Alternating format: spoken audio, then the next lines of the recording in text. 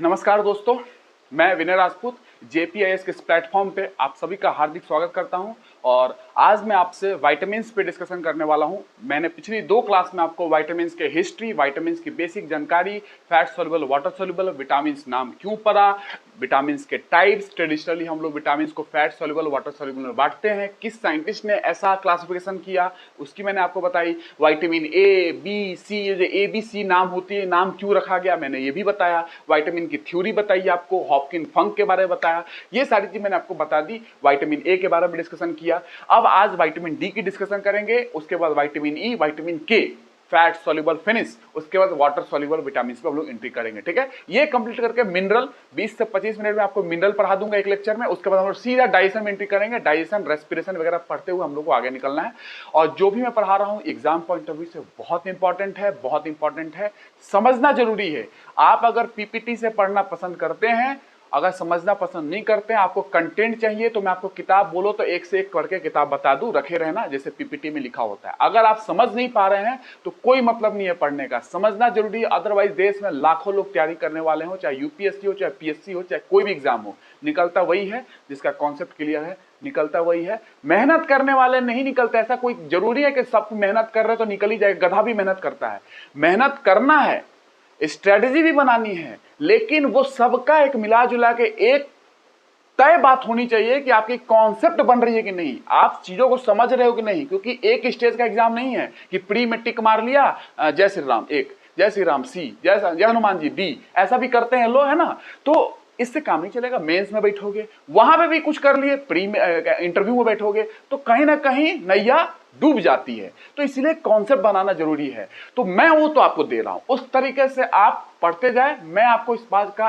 Ensure करता हूं, इस बात के लिए कि आपकी कॉन्सेप्ट, आपके एग्जाम पॉइंट ऑफ व्यू से जितने भी सिलेबस का पार्ट है मैं आपको कंप्लीट करके दूंगा, ताकि एग्जाम में आप जाकर दिखेगा तो आपको पता चलेगा। जैसे एमपीपीएससी का एग्जाम हुआ, अभी तक जितना मैंने बायोलॉजी पढ़ाया है और जितना साइंस टेक पढ़ाया है, आप लेक्चर पहले देख लो, जाके एमपीपीएससी का एग्जाम का देख लेना। अभी तक मैंने जितना पढ़ाया उतना में ही आप देख लेना मैंने कितनी चीजों की बात की और कितना एमपीपीएससी के मेंस में क्वेश्चन आया है। अभी देख लेना, सब कुछ रखा हुआ है, कुछ झूठ बोलने की बात नहीं है। और कॉन्सेप्ट बताया कि नहीं, मैंने सिर्फ लिख दिया चला गया कि कौन से बताया हूं, ठीक है। तो वो आपके ऊपर है। और यही बात है कि देश में जितनी भी यूट्यूब के ऊपर चैनल्स बनी हुई हैं, वो उसका ग्रो स्टूडेंट्स के द्वारा हुआ है, जो विद्यार्थी वहां पढ़ रहे हैं उनके द्वारा। तो आप जो भी लोग हमारे से जुड़ रहे हैं, आप ही हैं जो यहाँ पे बढ़ा सकते हैं। तो आप इसको फैलाएं, इसको आगे बढ़ाएं। मैं इस YouTube चैनल पे आपको वो प्रोवाइड करूंगा जो आपको चाहिए, वैसा प्रोवाइड करूंगा जो आपके क्यूरियोसिटी को कम करे। आपकी क्यूरियोसिटी जो भी है, उसका हर क्यूरियोसिटी का आंसर, आपके हर क्वेश्चन का आंसर मैं प्रोवाइड करूंगा।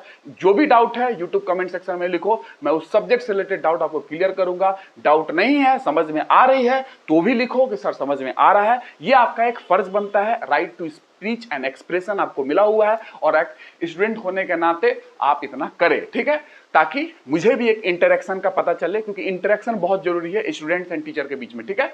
तो वो आप अपना फर्ज निभाए और इस चीज को आगे लेके बढ़े। जितना ये आगे बढ़ेगा मैं आपके लिए उतना ही कर पाऊंगा, ये जाहिर सी बात है। अगर ये आगे बढ़ेगा तो मैं आपके लिए उतना ही कर भी पाऊंगा। तो जितना आप मेरे लिए करेंगे मैं उससे 4 कदम आगे बढ़ के आपके लिए करूंगा, ठीक है। तो विटामिन डी की बात स्टार्ट करते हैं। आप ही हैं जो इस देश के जितने चैनल चल रही हैं। अब वो बात की बात है, अच्छी है बुरी है वो मैं कमेंट नहीं करूंगा, क्योंकि दुनिया में ना 100% कुछ होता है ना 0% कुछ होता है तो बीच में सब कुछ है, उसी में सब लोग लाई करते हैं। अब आप उसको मैं चुनना है कि आपको कौन बेहतर पढ़ा रहा है, कौन क्या पढ़ा रहा है, ठीक है। तो एमपीपीएससी की बैच जीएस पेपर 3 आपको स्टार्ट हो जाएगी यूनिट 1 से, जिसमें फिजिक्स है, ठीक है, वो आपको मिलना स्टार्ट हो जाएगा। वो फिजिक्स केमिस्ट्री जो मैं पढ़ाऊंगा वो पूरे देश के किसी भी एग्जाम के लिए होगा। नाम एमपीपीएससी लिख रहा हूं क्योंकि वो कवर होगा, लेकिन फिजिक्स केमिस्ट्री किसी स्टेट का नहीं होता है। फिजिक्स तो फिजिक्स है, हिस्ट्री भले किसी राज्य का हो सकता है, पॉलिटी किसी राज्य का हो सकता है, लेकिन फिजिक्स केमिस्ट्री बायोलॉजी किसी स्टेट का नहीं होता है। साइंस किसी स्टेट का नहीं होता है, साइंस तो पूरे ह्यूमैनिटी का है, ठीक है। तो किसी भी स्टेट के लिए आप पढ़ सकते हैं। तो विटामिन डी की बात करते हैं। विटामिन डी को मैं अलग अलग विटामिन के नाम से भी जानता हूं। सनशाइन विटामिन के नाम से भी जाना जाता है, sunshine vitamin. Anti rickets vitamin के नाम से भी जाना जाता है, एंटी रिकेट्स विटामिन, ठीक है। एंटी रेचेटिक विटामिन के नाम से भी जाना जाता है। रेचेटिक इन द सेंस कि रिकेट को रोक रहा है, रिकेट जो बच्चों में होता है ना, रिकेट्स, उससे रोक रहा है। एंटी रेचेटिक विटामिन के नाम से जाना जाता है। उसके बाद कैल्सीफेरॉल के नाम से जाना जाता है।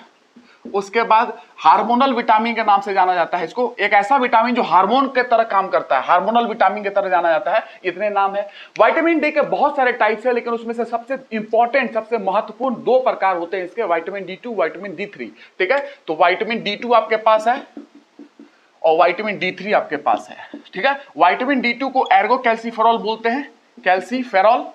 देखो कैल्सीफेरॉल है ना, इसीलिए देखो ना मैंने लिखा भी था कैल्सीफेरॉल, इसीलिए विटामिन डी को कैल्सीफेरॉल के नाम से भी जाना जाता है। ये सब उसके अल्टरनेट नाम है, उसके चहेते नाम है, उसके जो बोलते हैं ना लोग का एक अलग अलग नाम होता है जिसको प्यार से बुलाया जाता है, तो ये सारे नाम उसके, एर्गो कैल्सीफेरॉल। उसके बाद इसको विटामिन D3 को कोले कैल्सीफेरॉल बोलते हैं, कैल्सीफेरॉल। ठीक है, क्योंकि कोलेस्ट्रॉल का पार्ट यहाँ पे इन्वॉल्व है, कैल्सीफेरॉल। ठीक है, ये है। अब इसका अगर विटामिन डी का फॉर्मूला बात करोगे तो इनका अलग अलग फॉर्मूला हो सकता है, लेकिन मैं आपको एक जनरल फॉर्मूला बता दे रहा हूं, C28H44O। ठीक है, ये आपका फॉर्मूला है। अब इसमें कार्बन हाइड्रोजन में चेंजेस होंगे तो ये बन जाएगा, उतना आपसे नहीं पूछा जाएगा, है ना, ये अति हो जाएगी, फिर भी आप इतना ध्यान रखना। ठीक है, और विटामिन ऑर्गेनिक कंपाउंड होते हैं, आपको मैंने पहले बताया था, उसके अंदर कार्बन हाइड्रोजन होना चाहिए, कार्बन हाइड्रोजन है, ऑक्सीजन हो गया तो अच्छी बात है, नहीं है तो कोई भी दिक्कत नहीं है, और साथ में नाइट्रोजन भी हो गया तो भी कोई दिक्कत नहीं है, नाइट्रोजन भी हो सकता है, ऑक्सीजन भी हो सकता है, लेकिन कार्बन हाइड्रोजन तो होना जरूरी है। नाइट्रोजन नहीं होगा चल जाएगा, ऑक्सीजन नहीं होगा चल जाएगा, मीथेन, समझ रहे हो, तो उस तरीके से मीथेन की बात कर लो तो ये क्या है, ऑर्गेनिक कंपाउंड है। उसी तरीके से अगर CO2 की बात कर लो तो ये इनऑर्गेनिक कंपाउंड है, क्योंकि हाइड्रोजन वहां पे नहीं है, कार्बन डाइऑक्साइड। वाटर की बात कर लो, इनऑर्गेनिक कंपाउंड है, क्योंकि वहां पे कार्बन नहीं है। तो जहां कार्बन हाइड्रोजन है वो एक ऑर्गेनिक कंपाउंड के रूप में आप पढ़ते हैं। बस इतना ध्यान रखना, इसकी पूरी डिटेल में केमिस्ट्री में पढ़ाऊंगा। ठीक है, ऑर्गेनिक इनऑर्गेनिक कंपाउंड्स क्या होते हैं, मेटल्स क्या होते हैं, नॉन मेटल्स क्या होते हैं, मेटालॉइड्स क्या होते हैं, actually metals, non metals, metalloids क्या होते हैं, सब्सटेंस क्या होता है, प्योर सब्सटेंस क्या होता है, इम्प्योर सब्सटेंस क्या होता है, होमोजेनस सब्सटेंस क्या होता है, हेटेरोजेनस सब्सटेंस क्या होता है, मिक्सचर क्या होता है, जिसको आप सॉल्यूशन के नाम से पढ़ा सकते हो, सॉल्यूशन क्या होता है, सॉल्यूट क्या होते हैं, सॉल्वेंट क्या होते हैं, इन सब चीज की बात, एटम क्या होता है, एलिमेंट क्या होता है, मॉलिक्यूल क्या होता है, कंपाउंड क्या होता है, इस सारी चीज की बात आपसे मैं करूंगा एक बेसिक चीज पे। रेडिकल्स क्या होते हैं, फ्री रेडिकल्स क्या होते हैं, जो कैंसर करने का कारण बनते हैं शरीर के अंदर, फ्री रेडिकल्स, उसकी बात मैं आपसे करूंगा। उसका फिजिकल केमिस्ट्री में आपको electron, proton, neutron, atomic theory के बारे में, रदरफोर्ड के बारे में, थॉमसन के बारे में, बोर्स के बारे में, इनकी बेसिक जानकारी आपको चाहिए। ये VSEPR थ्योरी आपको MPPSC मेंस में आया है, वो पढ़ाऊंगा। लुईस एसिड क्या होते हैं, ये भी MPPSC मेंस में आया है, वो भी रिलेटेड आपको पढ़ाऊंगा। ये फिजिकल केमिस्ट्री की कहानी होगी। मोल्स क्या होते हैं, एवोगाड्रो नंबर क्या होते हैं, एवोगाड्रो नंबर किसको बताता है, उसकी डेफिनेशन क्या है, उसका फॉर्मूला क्या है, उसका नंबर जो एवोगाड्रो कांस्टेंट होती है वो क्या होता है, मोल्स क्या होते हैं, मोलर मास क्या होता है, एटॉमिक वेट क्या होता है, एटॉमिक मास क्या होता है, इन सारी चीजों की डिस्कशन बेसिक केमिस्ट्री आपको आनी चाहिए। और अगर फॉरेस्ट की बात करो, MPPSC में जो फॉरेस्ट का एग्जाम होता है, अगर उसकी बात करो कि वहां पे केमिस्ट्री बहुत अच्छी खासी आती है, तो वहां पे और डिटेल में मुझे जाना पड़ेगा। ठीक है, जैसे आपका MPPSC मेंस में इस बार नाइट्रोफिनॉल पे क्वेश्चन आया है, तो पैरा कंडीशन, ऑर्थो कंडीशन, ये सारी कंडीशंस होते हैं। बेंजीन रिंग पे मैं आपको पढ़ाऊंगा, एक क्वेश्चन आ चुका है नाइट्रोफिनॉल पे। और आप देखते हो कि UPSC में भी अलग अलग कंपाउंड जो होते हैं, जो चर्चा में है, उनका नाम पूछते रहते हैं, तो आपको उसको भी आना चाहिए। ठीक है ना, तो ये सारी चीज आपको पढ़ाऊंगा मैं, चिंता नहीं करना है। तो ये आपके पास नॉर्मल जानकारी हो गई। अब मैंने आपको बताना है कि एक्चुअली जो विटामिन D2 एर्गो कैल्सीफेरॉल है, ये प्लांट से मिलता है, प्लांट से आपको मिल जाती है, जितने प्लांट प्रोडक्ट्स है वहां से आपको ये मिल जाएगा। उसके बाद बात करें विटामिन D3 की, बात करें ये वाले, तो ये जो है ये सिंथेसाइज होती है इन द बॉडी, बॉडी में बनती है फ्रॉम कोलेस्ट्रॉल। कोलेस्ट्रॉल जो स्किन है, स्किन का एपिडर्मिस है, उस लेयर में आपको देखोगे तो कोलेस्ट्रॉल होती है। वहां कोलेस्ट्रॉल में जब अल्ट्रावायलेट बी रेज आती है, सनलाइट का अल्ट्रावायलेट बी, UVB रेडिएशन आता है, उनके प्रेजेंस में कोलेस्ट्रॉल चाहिए, तब जाकर विटामिन डी की सिंथेसिस होती है। कौन सी वाली, D3 वाली। ये तो आपका प्लांट सोर्स से आपको मिल जाता है। ठीक है, vitamin D2 Ergo calciferol which is found in plant, ये प्लांट में आपको मिल जाता है। लेकिन ये वाला जो है which is synthesised in the body from cholesterol, तो कहां से, कोलेस्ट्रॉल से बनता है। इसकी डिस्कशन मैं अभी करूंगा, कोलेस्ट्रॉल वाली। ठीक है, कौन सा कोलेस्ट्रॉल होता है ये, तो in the presence of ultraviolet B, in the presence of ultraviolet B radiation चाहिए सनलाइट में, सिर्फ सनलाइट मत बोलना, अल्ट्रावायलेट बी रेडिएशन होता है वो। ठीक है, तो ये आपसे नॉर्मल आपको जानना चाहिए। ठीक है, अब मैं बताता हूं कन्वर्जन इन स्किन, स्किन में कन्वर्जन कैसे हो रहा है थोड़ा समझ लो। कन्वर्जन जो स्किन के अंदर हो रही है, विटामिन का कन्वर्जन हो रहा है। अभी ये एक्टिव फॉर्म में नहीं है, ये इसको एक्टिवेट करना पड़ता है विटामिन को, तब जाके एक्टिव फॉर्म में जब कन्वर्ट होगा, तब वो विटामिन जाके कैल्शियम का एब्जॉर्प्शन आपके बॉडी में कराएगा, तब। अभी तो एक्टिव फॉर्म नहीं है। तो कन्वर्जन इन स्किन, स्किन में कन्वर्जन कैसे हो रहा है, ये कन्वर्ट होते हैं, ठीक है, कन्वर्जन इन स्किन की बात कर लो, स्किन में कैसे ये कन्वर्ट हो रहा है, विटामिन एक दूसरे में कन्वर्ट होते जा रहा है। तो क्या है इसका कि पहले आपके पास प्रो विटामिन होता है, आपका प्रो विटामिन है। प्रो विटामिन में आप समझ सकते हो कि प्रो विटामिन डी की बात कर रहा हूं, प्रो विटामिन डी आपके पास है, ठीक है, प्रो विटामिन डी ये है। अब ये क्या होगा कि ये एक तरीके का कोलेस्ट्रॉल है, एक फॉर्म ऑफ कोलेस्ट्रॉल, ये कोलेस्ट्रॉल का एक फॉर्म होगा, उसकी मैं डिस्कशन फिर से करूंगा, अभी शॉर्ट में समझ लो ये कौन सा कोलेस्ट्रॉल होता है। तो ये प्रो विटामिन डी एक कोलेस्ट्रॉल है, इसको कन्वर्ट किया जाएगा प्री विटामिन डी3 में, ये कन्वर्ट होगा प्री विटामिन डी3 में, ये प्री विटामिन डी3 में कन्वर्ट होगा, और उसके बाद ये कन्वर्ट हो जाएगा एक्टिव विटामिन में, मतलब विटामिन डी के नाम से जो बोलते हो ये वाली एक्टिव विटामिन, विटामिन डी, ये एक्टिवेट हो जाएगा, आपको ये ध्यान रखना है। तो ये एक नॉर्मल आप समझ सकते हो कन्वर्जन। अब इसकी थोड़ी बात मैंने पिछली क्लास में कर दी थी, याद होगा, यहां पे भी थोड़ा बता देता हूं, ठीक है। और डी3 जो विटामिन है, ये वाली जो सिंथेसाइज होती है in the presence of ultraviolet B radiation, जो कि हमारे स्किन में सिंथेसाइज होता है, ये वाले जो विटामिन है, ये विटामिन को मेटाबोलाइज्ड होना पड़ता है लीवर के अंदर। मैंने कल बताया था पिछली क्लास में, लीवर के अंदर ये जाएगा, वहां पे मेटाबोलाइज्ड होगा, जब मेटाबोलाइज्ड होगा फिर वहां से ये किडनी में जाएगा, किडनी में इसकी एक्चुअल फंक्शनिंग होती है, एक्चुअल रिएक्शन होता है, वहां पे जो बनता है विटामिन डी किडनी के अंदर, वो एक्टिव फॉर्म होता है विटामिन डी का। वही विटामिन डी कैल्शियम का एब्जॉर्प्शन बॉडी में कराता है। तो ये मैं अभी बता दे रहा हूं आपको कौन सी है, ठीक है, शॉर्ट में।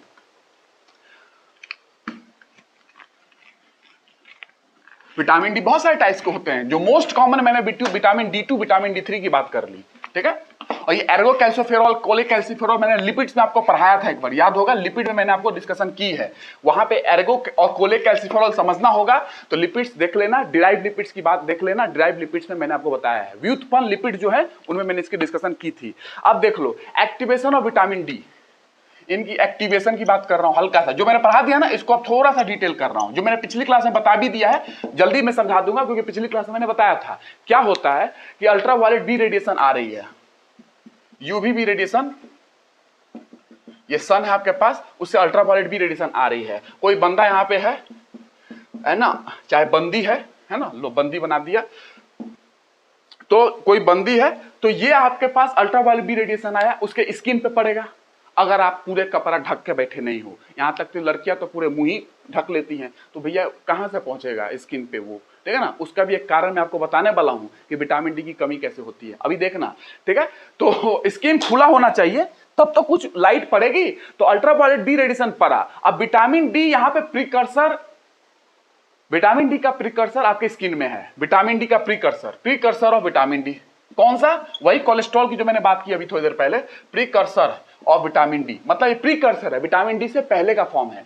Precursor of vitamin D in your skin, skin में है, वो कौन सा है आपको बता दे रहा हूं मैं, जो मैंने बोला था ना कोलेस्ट्रॉल, वो 7 डिहाइड्रो कोलेस्ट्रॉल होता है, ये मैंने डिस्कशन की है लिपिड के अंदर, 7 डिहाइड्रो कोलेस्ट्रॉल, ठीक है। ये आपका precursor of vitamin D skin के अंदर है। जैसे ही स्किन में ये यूवीबी आया, और ये तो आपके पास स्किन में है ही, तो जैसे ही ये आया, ये क्या होगा, ये रिएक्शन करके ये क्या होगा, ये जो आपके पास है स्किन के अंदर, ये जाएगा लीवर के अंदर, ठीक है। अल्ट्रावायलेट बी रेडिएशन के प्रेजेंस में ये जो आपके पास है प्रीकर्सर ऑफ विटामिन डी जो आपकी स्किन में था, इसके प्रेजेंस में ये लीवर में जाएगा, यकृत में जाएगा, और लीवर में जाएगा तो यहां पे एक बनेगा क्या, यहां पे एक रिएक्शन होगी, मेटाबोलाइज्ड होगा, ये मैंने पहले ही बताया, और मेटाबोलाइज्ड होके ये 25 हाइड्रोक्सी कोलेकैल्सिफेरॉल बनाता है, 25 हाइड्रोक्सी कोले कैल्सिफेरॉल। अब मैं हाइड्रोक्सी ड्रग्स बोल रहा हूं, मैंने कितने बार बताया आपको कि हाइड्रोक्सिल ग्रुप OH लिख सकते हैं, तो सिर्फ OH लिख दोगे तो हाइड्रोक्सी है, मैंने बहुत बार OH की बात की है आपसे, ठीक है। तो ये लीवर में जाके बन गया, लीवर में तो बन गया, अब लीवर से ये निकलेगा और ये पहुंचेगा किडनी के पास। अब ये किडनी के पास जाएगा, ये वाला किडनी के पास जाएगा, किडनी में यहाँ पे एक्चुअल रिएक्शन होगी और वहां पे इसको एक्टिवेट किया जाएगा, ठीक है। तो ये वहां पे actual vitamin D active form में बनने वाला है किडनी के अंदर, वो होगा आपका 1,2,5 डाइहाइड्रोक्सी कोलेकैल्सिफेरॉल, वो किडनी में बनता है। तो यहां से किडनी में ले चलो, किडनी में गया, क्या बना, 1,2,5 डाइहाइड्रोक्सी कोलेकैल्सिफेरॉल, कोलेकैल्सिफेरॉल, ठीक है।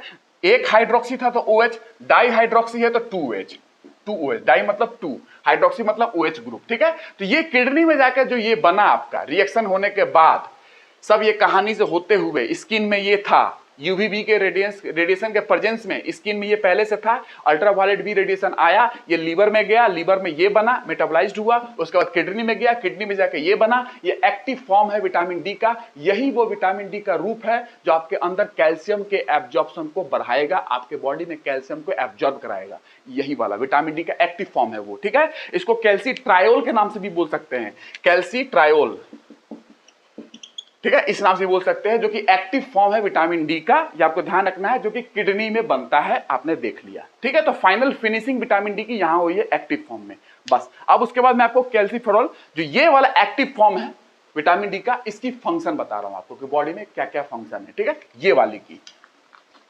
एर्गोकैल्सीफेरॉल जो मैंने आपको बताया था विटामिन डी2, वो तो प्लांट सोर्स से आपको मिल जा रही है। ये वाला जो है सनलाइट के प्रेजेंस में बनता है, जो आपने देख लिया, विटामिन डी3, जो कि वहां पे आपको किडनी में बना एक्टिव फॉर्म, वही है जो आपके कैल्शियम एब्जॉर्प्शन को कराएगा बॉडी में, तभी जाके आपकी हड्डी मजबूत होगी, क्योंकि कैल्शियम चाहिए, ठीक है। तो आप सुनते जाओ। अब आपको मैं बता देता हूं कि function of vitamin D, function of vitamin D की बात करते हैं पहले। फंक्शन ऑफ विटामिन डी मतलब विटामिन डी3 की बात चल रही है, नॉर्मली आप ध्यान रखना। तो इसमें है कि ये मेंटेन करता है कैल्शियम को, मेंटेन करता है calcium and phosphorus concentration with in the range. एक रेंज में कैल्शियम एंड फास्फोरस के कंसंट्रेशन को मेंटेन करता है, ठीक है। इट मेंटेन्स विटामिन डी क्या करता है, it maintains calcium and phosphorus concentration, calcium and phosphorus का कंसंट्रेशन और सांद्रण है विद इन द रेंज, एक रेंज में, विद इन द रेंज। ऐसा नहीं कि बस कितना भी हो जाए सब कैल्शियम को एब्जॉर्ब करा दो, ऐसा नहीं है। एक रेंज में आपको मेंटेन करेगा, वो आपको सपोर्ट करेगा न्यूरोमस्कुलर फंक्शन, न्यूरोमस्कुलर जो फंक्शन होती है उसको सपोर्ट करेगा, और बोन के कैल्सिफिकेशन, जो बोन बनती है ना उसके कैल्सिफिकेशन को सपोर्ट करेगा। कब? जब आपका एक रेंज में कैल्शियम फास्फोरस होगा, तो वो आपका क्या करेगा, दैट सपोर्ट्स न्यूरोमस्कुलर फंक्शन, ये सपोर्ट करेगा, that support neuromuscular function, neuromuscular, neurons और मसल जहां पे जुड़ते हैं, न्यूरोमस्कुलर जंक्शन होता है, उसकी फंक्शनिंग करानी है तो यहां पे ये होना चाहिए, ठीक है। न्यूरोमस्कुलर फंक्शन, ठीक है, और न्यूरोमस्कुलर फंक्शन को कराएगा, सपोर्ट करेगा, और साथ में साथ बोन की कैल्सिफिकेशन, बोन की कैल्सिफिकेशन, बोन में कैल्शियम का डिपोजिशन जो होता है वो होगा। कैल्शियम बोन में होना चाहिए ना, तभी तो आपकी बोन मजबूत होगी, तो ये ध्यान रखना है। उसके बाद बात करें जो मैंने कैल्सीट्रायोल आपको पढ़ाया, अभी कैल्सीट्रायोल पढ़ाया ना, कैल्सीट्रायोल एक्टिव फॉर्म वाला विटामिन डी है ना, विटामिन डी3 जिसपे बोल रहे हो, जो एक्टिव फॉर्म है, वो मैंने जो कैल्सीट्रायोल पढ़ाया, वो क्या करता है, वो कॉज करता है to be absorb by, calcitriol causes calcium to be absorb by kidney, calcium को किडनी में एब्जॉर्ब कराता है, ये ध्यान रखना है। तो calcitriol causes calcium to be absorb, कौन एब्जॉर्ब करेगा? कैल्सीट्रायोल के सहायता से कैल्शियम क्या होती है, एब्जॉर्ब होती है किडनी के द्वारा, to be absorb by kidney, absorb by kidney आपको ध्यान रखना है, और इंटेस्टाइन आपकी आंत, किडनी एंड इंटेस्टाइन, ये एब्जॉर्ब कराएगा कैल्सीट्रायोल जो मैंने आपको पढ़ा दिया, ठीक है, ये एब्जॉर्ब कराएगा। एंड आल्सो कॉजेज, और क्या कराएगा, और ये कैल्शियम को रिलीज कराएगा टू फ्रॉम बोन, बोन में जो कैल्शियम है उससे बाहर भी निकाल सकता है ये, तो बोन में जो कैल्शियम डिपॉजिट होता है ना उससे बाहर भी निकाल लेगा। तो ये भी ध्यान रखना है कि causes calcium to be absorb by the kidney and intestine, and also causes, also क्या करता है, also causes calcium to be released, calcium को रिलीज करेगा from the bone, calcium to be release from the, क्यों release कराएगा, सुनते जाओ। अगर बोन से कैल्शियम को निकाल रहे हो, इसका मतलब कुछ तो घोटाला है। क्यों? क्योंकि level of calcium in the blood अगर कम है, ब्लड में कैल्शियम लेवल कम है, तो ब्लड में कैल्शियम आएगा कहां से, वो बोन से निकालो, हड्डी से निकालो, वही हो रही है, ठीक है। To maintain the level of calcium in the blood you have to release calcium from the bone, bone से कैल्शियम निकालो और ब्लड में आपको डालना पड़ेगा ताकि ब्लड में कैल्शियम लेवल मेंटेन रहे, ठीक है। तो ये आपको ध्यान रखना है, release from the bone to maintain the level of calcium in the blood, to maintain, यहां लिख देंगे to maintain the level of, to maintain the level of calcium in the blood, blood में कैल्शियम का level maintain करना है। तो calcium है कहां, अगर ब्लड में कैल्शियम कम हो गई तो कैल्शियम आपके पास हड्डी में है, वहां से निकालो और ब्लड में डालो ताकि ब्लड में कैल्शियम का सांद्रण कंसंट्रेशन मेंटेन हो जाए, लेवल उसका मेंटेन हो जाए, ठीक है। ये आपको ध्यान रखना था, हो गया। कुछ समझ में आया? आपने सिर्फ अभी तक पढ़ा है क्या, कैल्शियम एब्जॉर्ब करता है, कुछ समझ में आया? बस इतनी आपको चाहिए, तब आप जाके सफिशिएंट आपकी नॉलेज हो जाएगी कि हाँ आपने कुछ सीखा, और आपको कॉन्फिडेंस होगा कि आपने कुछ सीखा, आपसे इतना नहीं पढ़ा। ये तो पता है, ये एसएससी के बच्चों को भी पता है, एमटीएस की तैयारी करते हैं ना, एसएससी एमटीएस रेलवे वाले, उनको भी पता है कि कैल्शियम एब्जॉर्ब कराता है विटामिन डी, कैल्शियम फास्फोरस का एब्जॉर्ब कराता है, जो कि हमारे हड्डी के लिए जरूरी है, दांत के लिए जरूरी है। आप बड़े एग्जाम की तैयारी कर रहे हैं, ठीक है ना, उनकी जितनी जरूरत थी उनको पढ़ा दिया गया, लेकिन वही पढ़ाई आपको भी पढ़ा दिया जाए तो सही नहीं है, ठीक है ना। आप एग्जाम का पेपर देख ले एक बार, लोग पता नहीं देख के भी अनजान बन जाते हैं, क्योंकि पता ही उतना है, बहुत मेहनत करनी पड़ती है। इसलिए आप देखो जाके, ये जो है ना कितनी बुक्स में आपके पास है, आपको जो मैं दे रहा हूं आप समझ सकते हैं, जो लोग पढ़ रहे होंगे ना पहले से, उनको पता चला होगा कि क्या मैं दे रहा हूं, क्या सोना आपको दे रहा हूं निकाल के, ठीक है ना, ये समझ सकते हैं आप। तो फंक्शन ऑफ कैल्सिट्रायोल, और फंक्शन सुन लो, फंक्शन ऑफ कैल्सिट्रायोल।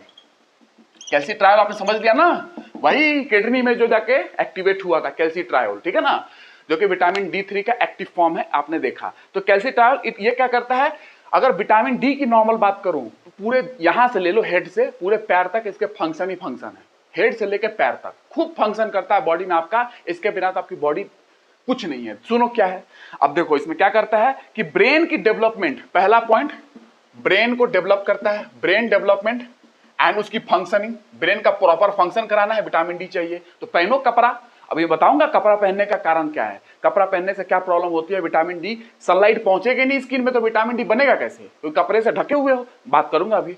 तो ब्रेन डेवलपमेंट एंड फंक्शन, उसकी फंक्शनिंग कराएगा, साथ में एंटी रेचिटिक है, मैंने दूसरा बताया था, यहां दूसरा एंटी रेचिटिक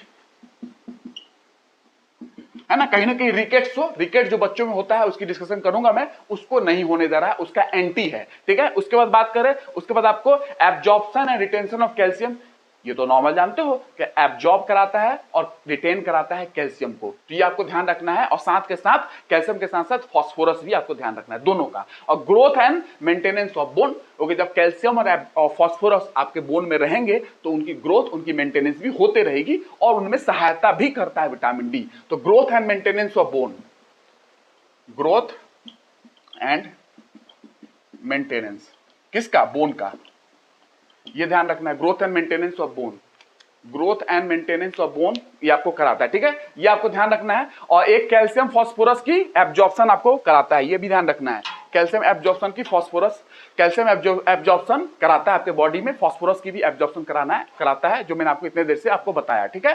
तो ये आपको ध्यान रखना है।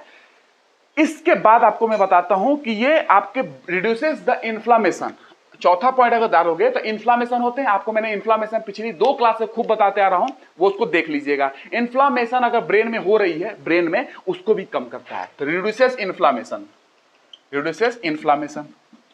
जो लोग नए हैं वो पिछला लेक्चर जाकर देख लो, सब एक एक पॉइंट में समझाता हूं, ऐसा नहीं निकल गया इन्फ्लामेशन बोला ही नहीं, सब कुछ समझा दिया हूं मैं। रिड्यूसेस इन्फ्लामेशन इन ब्रेन, आपके ब्रेन में इन्फ्लामेशन नहीं होगी, उसको कम करता है विटामिन डी। उसके बाद रिड्यूस करता है पैराथायरॉइड हार्मोन, पैराथायरॉइड ग्लैंड होती है, मैं आपको डिस्कस करूंगा, उसके हार्मोन होते हैं पैराथायरमोन, उन हार्मोन को कम करता है विटामिन डी। जरूरत पड़ती है कि विटामिन डी के सहायता से उस हार्मोन को कम किया जाए, क्योंकि जरूरत है कि विटामिन डी चाहिए और उस हार्मोन को कम करें। पैराथायरॉइड हार्मोन जो होती है उसको कम किया जाता है विटामिन डी की सहायता से, ठीक है। तो ये क्या करता है, लिख लेंगे यहाँ पे कि ये आपको कहीं ना कहीं पैराथायरॉइड हार्मोन को रिड्यूस कर रहा है, reduces parathyroid hormone, reduces parathyroid hormone, ठीक है। तो पैराथायरॉइड ग्लैंड होती है, इसकी हार्मोन पैराथॉर्मोन होती है, जो आपको पढ़ाऊंगा भी, उसको कम करता है, रिड्यूस करता है ना, तो पैराथायरॉइड हार्मोन। उसके बाद बात करें हार्ट की फंक्शन के लिए, छठा पॉइंट, हार्ट आपके हृदय के फंक्शन के लिए जरूरी है, हृदय की फंक्शन करानी है, विटामिन डी जरूरत है। बीपी के लिए जरूरी है, बीपी के लिए जरूरी है ब्लड वेसल, जो ब्लड वेसल होती है, जो ब्लड का जो वेसल होता है, धमनियां होती है, उसकी इंटीग्रिटी, उसको मेंटेन करने के लिए भी जरूरी है ये, ठीक है, विटामिन डी। तो लिख सकते हो बीपी के लिए हार्ट फंक्शन, बीपी लिख जो बीपी ब्लड प्रेशर के बाद, उसके बाद लिख सकते हो ब्लड वेसल, ब्लड वेसल की इंटीग्रिटी मेंटेन करता है ना, ब्लड वेसल को इंटीग्रिटी समझते हो ना, पॉलिटी में तो बहुत पढ़ते हो इंटीग्रिटी वगैरह, तो ब्लड वेसल को टूटने फटने से ब्लड वेसल टूटती फूटती रहती है। नॉर्मली जो ब्लड वेसल होती है ना, जो धमनियां होती हैं वो टूटती फूटती रहती हैं, उस पर रिपेयर भी करना पड़ता है। तो कहीं ना कहीं ब्लड वेसल की इंटीग्रिटी मेंटेन कर रहा है ये, ठीक है, ये आपको ध्यान रखना है। नॉर्मली ब्लड वेसल्स टूटते फूटते रहते हैं बॉडी में, उसको मेंटेन करना पड़ता है, रिपेयर करना पड़ता है। उसके बाद बात करें तो पैंक्रियाटिक बी सेल होता है, एक तरीके से आपको पता होगा पैंक्रियाज का बी सेल होता है, उसकी फंक्शनिंग के लिए जरूरी है। पैंक्रियाज का बी सेल होता है, उसकी फंक्शनिंग के लिए जरूरी है, उसको फंक्शन करना है, लिख लो 7वां पॉइंट, पैंक्रियाज के बी सेल की फंक्शन के लिए जरूरी है, ठीक है, ये आपको ध्यान रखना है। उसके बाद इंड्यूस करता है इंसुलिन के सिक्रीशन, इंसुलिन हार्मोन के सिक्रीशन को बढ़ाता है, लिख सकते हो 7वां पॉइंट, इंड्यूस्ड इंसुलिन का सिक्रीशन में काम करता है, इंड्यूस इंसुलिन सिक्रीशन, उसको इंड्यूस करता है कि इंसुलिन का सिक्रीशन हो, ठीक है, विटामिन डी की सहायता से। रिड्यूस करता है कोलन कैंसर, कोलन कैंसर होती है उसको कम करता है, कोलन पढ़ाऊंगा डाइजेशन में, कोलन कैंसर उसको कम करता है, ठीक है। ये विटामिन डी के देख लो फायदे, अभी तक तो कैल्शियम और फास्फोरस का एब्जॉर्प्शन पढ़ा जाता था, ये देख लो, थोड़ी सी आपको नॉलेज खुल जाए, एक दिमाग का जो वो कपाट है ना, एक दरवाजा जो बंद थी उसको थोड़ा खोलने की कोशिश कर रहा हूं और आपको उस लेवल पे लेके जाने की कोशिश कर रहा हूं कि एग्जाम में जाने से पहले कहो कि पेपर दे दो, जल्दी से टिक मारू घर जाऊं, उस तरीके से आपको बनाने की कोशिश कर रहा हूं, ठीक है। और बस नॉर्मल जानकारी देते हुए जितनी रिक्वायर्ड है ये चाहिए, ठीक है। उसके बाद आपको ये ध्यान रखना है कि मेटास्टेसिस होती है सेल के अंदर, मेटास्टेसिस होती है कैंसर के सेल में, तो कैंसर के सेल टूट टूट के बॉडी के डिफरेंट पार्ट्स में वो फैल जाते हैं ब्लड के माध्यम से, मेटास्टेसिस को ये रोकता है कहीं ना कहीं। और यूट्राइन कैंसर जो होती है, यूट्राइन कैंसर जो होती है, कैंसर जो है एक तरीके से उसमें यूट्राइन कैंसर, यूट्रस का कैंसर, उसमें भी ये रोल निभाता है, उसको भी ये फैलने से रोकता है विटामिन डी, ये समझ सकते हो। और कैंसर का बहुत ही खतरनाक स्टेज मेटास्टेसिस, इसमें कैंसर के सेल टूट टूट के पूरे ब्लड में, पूरे बॉडी में ब्लड के माध्यम से फैल जाएंगे और जहां जहां जाके रहेंगे वहां वहां ट्यूमर बना देंगे, तो उसको भी रोकता है विटामिन डी, ये लिख सकते हो 9वां पॉइंट में, ठीक है। 9वां पॉइंट लिख लो, डिक्रीज्ड सेल प्रोलिफरेशन, सेल का प्रोलिफरेट करना, प्रोलिफरेट मतलब बढ़ना, सेल बढ़ रही है, डिवाइड कर रही है, और यही तो है कैंसर सेल क्या होती है, कैंसर सेल वो सेल होती है जिसका ब्रेक फेल हो चुका है, वो तो भूल चुका है कि वो उसको एक लिमिट तक डिवाइड करना है, उसके बाद रुकना है, वो तो डिवाइड करता जा रहा है, ब्रेक फेल हो चुकी है, सेल डिवाइड करते जा रही है, तो उसकी प्रोलिफरेशन को डिक्रीज करता है, रोकता है, और उसके साथ साथ मेटास्टेसिस को रोकता है। जब कैंसर में, यूट्राइन कैंसर जब होती है उस दौरान मेटास्टेसिस, जो सेल टूट टूट के कैंसर के सेल हमारे बॉडी में फैल जाते हैं, उसको भी रोकता है विटामिन डी, ये आप लिख सकते हैं। साथ में मसल की ग्रोथ कराता है, लिख सकते हैं, इम्यून फंक्शन में काम आता है, एंटी माइक्रोबियल है, माइक्रोबियल एंटी, उसका एंटी इंफ्लामेटरी है, एंटी माइक्रोबियल है, ये सब लिख सकते हैं आप। इम्यून फंक्शन में काम है विटामिन डी का, साथ में मसल का ग्रोथ कराता है विटामिन डी, साथ में स्किन कैंसर को भी कम करता है, स्किन कैंसर होते हैं ना उसको भी कम करता है, ये आपको ध्यान रखना है। बोन की ग्रोथ कराता है, मिनरल डेंसिटी आपके बॉडी में, मिनरल की डेंसिटी आपके बॉडी में मेंटेन कराता है, ये सब कुछ इंपॉर्टेंट रोल है, फंक्शन है किसका, विटामिन डी का। मिनरल डेंसिटी को मेंटेन करता है, मिनरल खनिज अभी पढ़ाने वाला हूं, वही कैल्शियम, फास्फोरस, जिंक, आयरन, उसकी डेंसिटी को मेंटेन करता है, ये सब चीज आपको ध्यान रखना है, ठीक है। तो अब आगे चलते हैं, फंक्शन समझ लिया, अब तो आपको खुल गई होगी, विटामिन डी कुछ भी पूछ लो, ठीक है। अभी भी बहुत चीज बताई जा सकती है, लेकिन आपके एग्जाम पॉइंट ऑफ व्यू से आप सफिशिएंट है, आपको फंक्शन पता चल गया कि भाई कार्य क्या क्या है विटामिन डी का हमारे बॉडी में, विटामिन डी क्यों होना चाहिए हमारे बॉडी में, इसकी कमी होने से क्या होगा अभी दिखा दे रहा हूं। फंक्शन तो आपने देख लिया, अब इसके सोर्सेस देख लो, सोर्स क्या है, डाइटरी सोर्स वगैरह, मतलब कहां से मिलेगा ये विटामिन डी, आपको कहां से मिलेगा। तो एक तो जानते हो सनलाइट के थ्रू मिल जाता है, ठीक है, तो इसमें लिखो सनलाइट, सनसाइन के थ्रू लिखो, सनसाइन मतलब सनलाइट के थ्रू आपको बनती है, सूरज की रोशनी में मैंने आपको दिखाया कि होगी, तो ह्यूमन बॉडी खुद सिंथेसाइज करती है इसको, ह्यूमन बॉडी में सिंथेसिस होती है, ह्यूमन बॉडी में इसको सिंथेसाइज किया जाता है, जो मैंने आपको दिखाया, इसलिए सनसाइन विटामिन ई बोलते हैं। Cod and shark liver oil, cod and vitamin A भी इसमें होता है और विटामिन डी भी है, cod and shark liver oil. जो विटामिन ए पढ़े होंगे उनको पूरा मैंने बता दिया है, जाकर लेक्चर देखेंगे, जो लोग नए हैं, हो सकता है बहुत लोग नए जुड़ेंगे, वो पिछला लेक्चर देखते जाओ, आपको मन की तृप्ति मैंने पूर्ण कर दी है, पूरी की पूरी आपको तृप्त हो जाओगे, आपको कितना समझ में आ गया, और एग्जाम में जाके आप कोई भी पेपर उठा लेना, आपको दिक्कत नहीं होगी, गारंटीड बात कह रहा हूं, आपको ऊपर है, आप जाके देखो, शार्क लिवर ऑयल में मिल जाएगा। उसके बाद बात करो चिकन में, चिकन में एग योक, एग जो होता है ना एग, उसका योक पीला वाला भाग, उसमें विटामिन डी होता है, ध्यान रखना, और विटामिन डी हार्मोनल विटामिन है, ये भी मैंने आपको बता दिया। मिल्क में मिल जाएगा, बटर में मिल जाएगा, मक्खन में, मिल्क में, बटर में, इसमें मिल जाएगा। और उसके साथ साथ बात करें तो ये फोर्टिफाइड मिल्क जो होती है, मिल्क में भी फोर्टिफाइड मिल्क का मतलब क्या होता है, जो मिल्क को विटामिन डी से फोर्टिफाइड किया जाता है ना, विटामिन डी उसमें डाला जाता है, फोर्टिफाइड किया जाता है, ठीक है। जैसे बायो फोर्टिफिकेशन होती है, आपने सुना होगा। जैसे गोल्डन राइस होती है जिसके अंदर विटामिन ए को डाला गया था, क्योंकि अफ्रीका में लोग चावल ठूसते हैं और वहां पे और कोई गरीबी इतनी ज्यादा है, तो लोग कहे कि चावल खा रहे हो, खाओ, हम तुमको वैसा चावल बना के देते हैं कि तुमको विटामिन ए की डेफिशिएंसी नहीं होगी। तो गोल्डन राइस बनाया गया, उसमें विटामिन ए डाला गया राइस के अंदर, उसको गोल्डन राइस बोला गया, ठीक है। उसी तरीके से फोर्टिफाइड मिल्क को फोर्टिफाई किया गया है विटामिन डी से, उसके अंदर मिल्क होगी, उसके होगा क्या कहते हैं, विटामिन डी होगा। मार्जरीन एक होता है, विटामिन ए भी होता है मार्जरीन में। मार्जरीन, अब ये क्या होता है पता है, विटामिन ए में भी होता है मार्जरीन, मतलब मार्जरीन के अंदर विटामिन ए भी होता है, इसके अंदर डी भी है। ये क्या है, एक तरीके से इसको फोर्टिफाइड किया जाता है विटामिन डी से, इसको भी फोर्टिफाइड किया जाता है विटामिन डी की सहायता से। फोर्टिफिकेशन विटामिन डी डाला जाता है। और क्या है ये सब्स्टिट्यूट है बटर का, मक्खन का ही सब्स्टिट्यूट है ये मार्जरीन। मार्केट में मिलता है, एक तरीके का मक्खन ही है, उसी का सब्स्टिट्यूट है। वेजिटेबल ऑयल वगैरह होते हैं ना, वनस्पति तेल, उसी से बनाया जाता है लगभग, और भी प्रोसेस है, आप इतना ध्यान रखना। तो ये सब्स्टिट्यूट है बटर का, ठीक है, मार्जरीन। और उसके बाद बात करें बटर में हो गया सीरियल्स वगैरह, सीरियल्स, इसमें तो बहुत सारे विटामिन होते हैं। और उसके आपने देखा एग यॉक है, लीवर हो गया, फैटी फिश हो गया, सब में लीवर हो गया, फैटी फिश, सब में विटामिन डी आपको मिल जाएगा, ठीक है। तो ये सारे सोर्सेस है, आप समझ सकते हैं, बस इससे ज्यादा आपको जरूरत नहीं है। अब आगे चलते हैं। डेफिशिएंसी से क्या होता है, विटामिन डी की डेफिशिएंसी से समझना है। रिकेट्स बच्चों में, ऑस्टियोमलेशिया एडल्ट में, बड़े लोगों में ऑस्टियोमलेशिया, तो क्या है उसको समझा देता हूं मैं। उससे पहले मैं आपको कुछ चीज और बता देता हूं। देखो, अगर आप ध्यान रखोगे कि हाइपर विटामिनोसिस हो जाए, मैंने बार बार ध्यान दिखाया है कि विटामिन अगर ज्यादा ले लोगे हाइपर विटामिनोसिस हो जाएगा, और विटामिन की कमी हो जाएगी हाइपो विटामिनोसिस हो जाएगा। तो विटामिन स्मॉल क्वांटिटी में बॉडी को चाहिए होती है, ज्यादा नहीं चाहिए, इसीलिए माइक्रो न्यूट्रिएंट है, ध्यान रखना, माइक्रो न्यूट्रिएंट है, माइनर न्यूट्रिएंट एक तरीके से, माइनर न्यूट्रिएंट है ये आपको ध्यान रखना है। माइनर न्यूट्रिएंट है विटामिन, मेजर न्यूट्रिएंट आपको कार्बोहाइड्रेट, प्रोटीन, फैट मैंने आपको पढ़ा दिया है, ठीक है।